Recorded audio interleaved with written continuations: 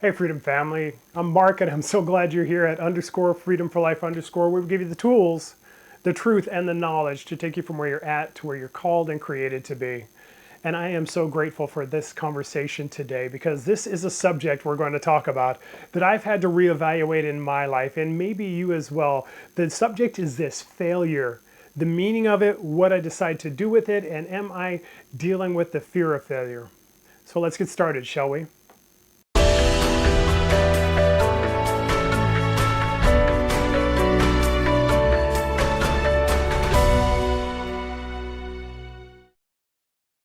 And as we're getting started, do me a favor. Could you subscribe, become part of our Freedom family, and hit that notification bell so you're a part of every conversation we have? We upload weekly and we want you to be a part of it, so definitely hit that notification. And as we're getting started today, have you ever done this in your life? I know if you're human, you have, and it's this: done something that wasn't successful. Tried something that you weren't able to complete, try out for something that you weren't able to become part of, try and start something that ultimately didn't work out. Have you ever had to deal with the feeling of failure, meaning what I wanted to happen didn't happen in my life? Well, here's the interesting thing for many of us, myself included: sometimes the last failure can stop you from the next activity.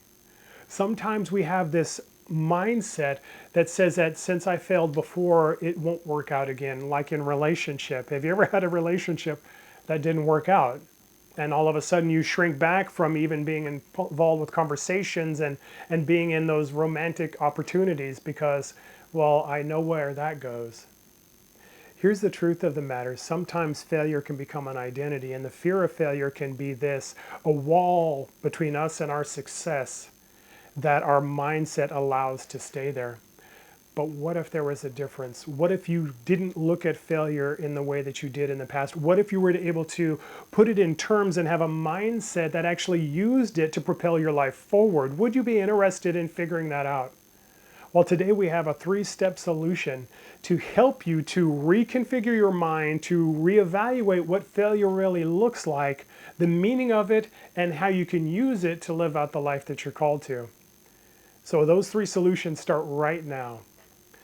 So the first thing to consider, the first part of the solution is this: what if that opportunity that didn't work out isn't the end of the story, but the lesson you're supposed to learn?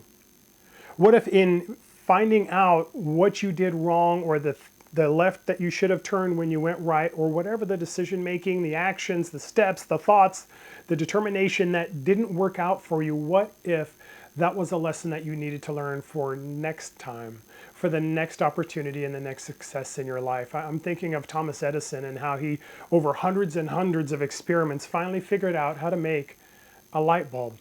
What if that first failure, or the second one, or the 100th one, he had determined was the last one he was willing to take? Somebody asked him one time, "Didn't you fail 1,000 times?" He said, "No, I found 1,000 ways not to do it." In our life, sometimes the best way to figure out those things we need to learn is by trying something and not succeeding. Sometimes the worst thing that can happen is early success, because in that, you're still left with the holes that you're not able to fill in your own life. It's not the end if you don't succeed. It's just the lesson you needed to learn that time so that next time that same error isn't made. The second thing to consider, the second part of this solution, is this: what if it's not defining you, but it's developing you? Here's the interesting thing: when I talk to some people walking in their freedom journey, helping to coach them, I hear this word out of their mouth that they failed, and in the back of their mind, I know what they're saying is, "I am a failure." See, what happens when we don't succeed sometimes is we use it as a definition of who we are. And so the reason why we don't try something again is because, well, I'm a failure. I've heard it out of people's mouths and it breaks my heart. Because the truth of the matter is, whatever you do, success or failure, is never the definition of who you are as a person. And it's interesting, isn't it, that we call ourselves a failure when we don't do something, instead of calling ourselves brave because we even tried. There's so many of us that hold back from doing things. Just walking into the ring and being willing to take a swing is the bravest thing you could do. But at the end of the day, whether you succeed or failure, neither one of them is who you are. It's just an activity you've done. It doesn't define you. But if you use it to grow and mature in character and abilities, it'll develop you. What lessons can you learn to grow in character, to grow more into who you're created to be? It won't define you, but it can help you become you in ways you couldn't have even imagined. So there's lessons to be had. There's development for you to be able to be a part of. And then there's the third portion of the solution, the third question to ask. And it's the truth of this. It's not a death sentence. It's actually a life sentence. And what I mean is this: sometimes we act like the last time was the last time, that because I failed at relationship, because I failed at this business, because I failed at whatever, I didn't get the outcome I desired. Because of that thing, I can never do it again. But that's simply not the truth. As long as you're breathing, you can step in again. As long as you're able to walk and move and act, you can do something again. Here's the truth of the matter: it's a life lesson.